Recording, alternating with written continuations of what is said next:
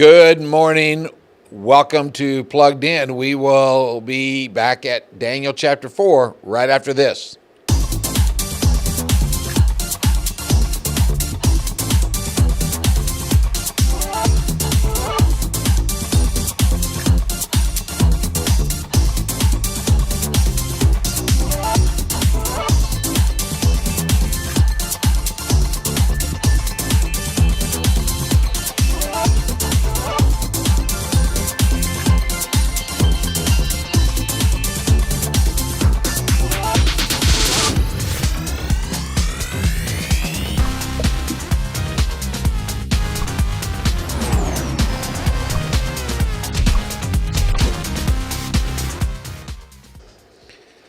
Hey, it's good to be back with you. It's a sunny Monday morning. No rain, at least for the next few hours.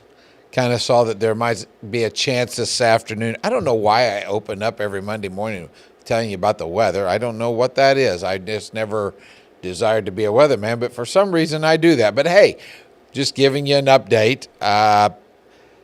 Enjoyed the 4th of July. Hope that you did. I know that it did rain that night a little bit, but we had the weekend to shoot off the fireworks. And talking to Peter here, and he said that their family had a wonderful 4th of July celebration, and I hope that you did as well.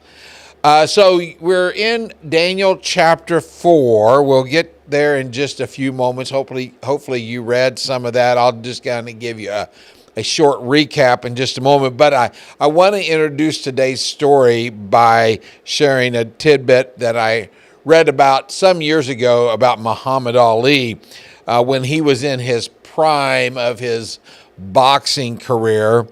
That boxer who would float like a butterfly and sting like a bee was about to take off on an airplane flight, and the stewardess reminded him to fasten his seatbelt.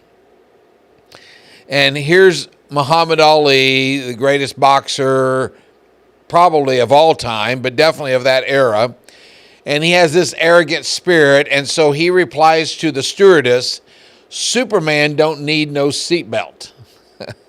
And the stewardess was very quick on the draw. She replied, "Superman don't need no airplane either."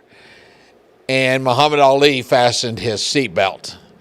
Now you'll understand why I share that tidbit in just a moment, especially if you read through all of chapter 4, because in your reading you found that King Nebuchadnezzar had a dream.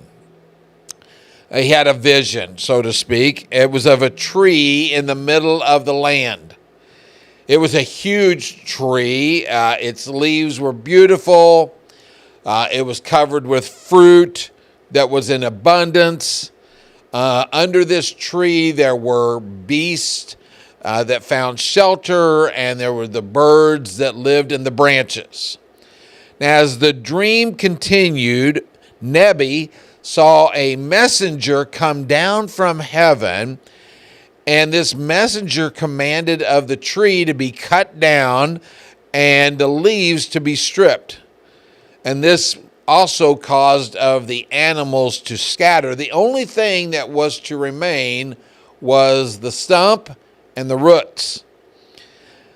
Well, Daniel is called, of course, to interpret the dream. He's done this a few times for King Nebuchadnezzar. So he tells Nebuchadnezzar that he, as a king, is going to be driven away. He is that tree. He's going to be cut down. He's going to be stripped of his power, his authority, and he's going to live with the wild animals. As some time will pass, and then when that time passes, he will come to a point in his life where he acknowledges that God, the Most High, is sovereign. The stump and the roots remaining symbolize that his kingdom is going to be restored.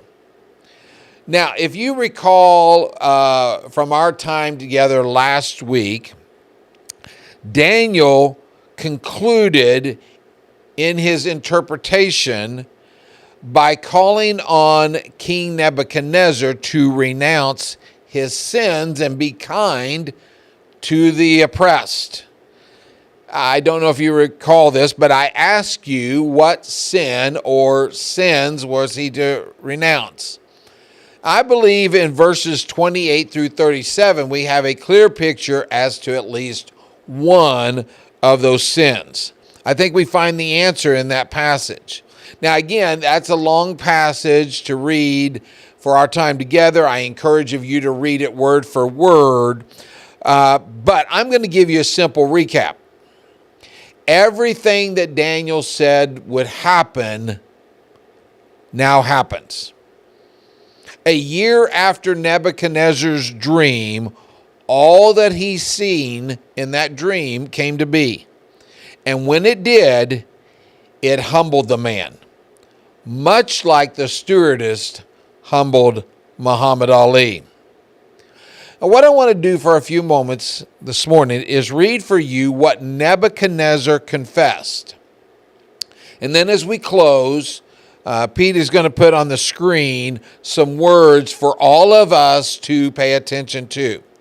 So here's what the reading is I want to give you. This is after Nebuchadnezzar has realized his sin of arrogance and pride, and he acknowledges that God is the supreme most high. And so he says, Nebuchadnezzar does in verses 34 and 35, he says of God, he says, his dominion is an eternal dominion. His kingdom endures from generation to generation. All the peoples of the earth are regarded as nothing. He does as he pleases with the powers of heaven and the peoples of the earth. No one can hold back his hand or say to him, "What have you done?"